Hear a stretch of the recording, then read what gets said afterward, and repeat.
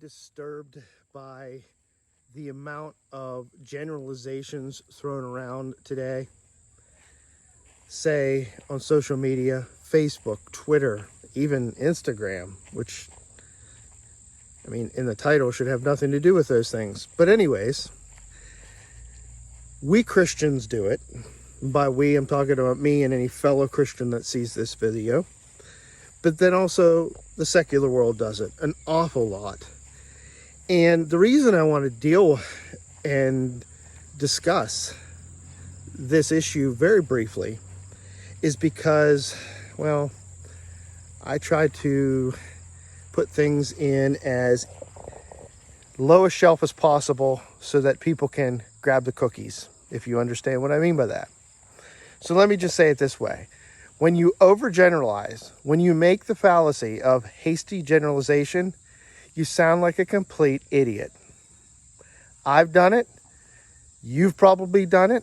There's plenty of stupid memes out there that do it. So let me help you. In order to not make a hasty generalization, one of the things that we need to do when we are discussing a particular group, say evangelicals, okay? There's two steps to this. One, do we have a large enough representation in whatever study, scientific study that is, whether it's sociological or whatever, that we're quoting from? Oh, wait. Yeah, if you're going to say something stupid about a group of people, and especially such a hasty generalization about, I don't know, evangelicals are evil and they're the worst thing that's ever hit the planet, well, you should probably have some evidence to back that up, not just your personal experience with a small selection of people, right? Same thing goes with Christians. We shouldn't say that all atheists are immoral, because of the fact that, well, you haven't experienced all atheists, right? And there are studies out there that show some of these things in a very, very clear light.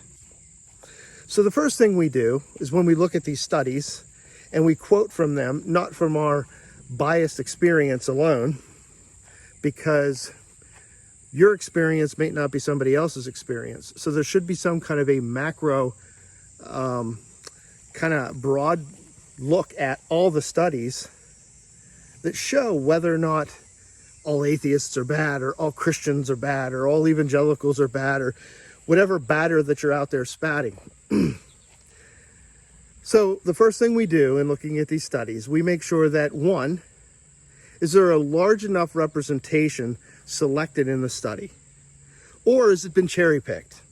The second thing that we should look at is the representative or the representation that you're discussing, evangelicals, atheists, whatever the case may be, has a large enough sampling been taken against that or along with that broad enough representation? Those two things together will then be able to put a case together that doesn't make us sound like a bunch of idiots spouting like children.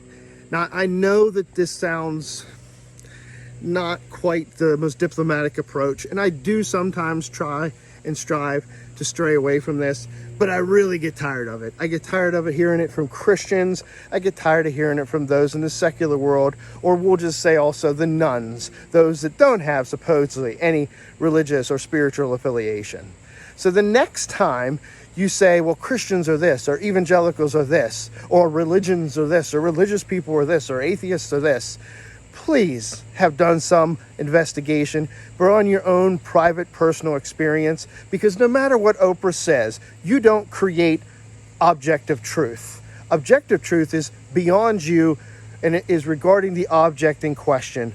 So when you take your subjective views and you try to make them objectively real, well, it's absurd. It's stupid. Don't do it.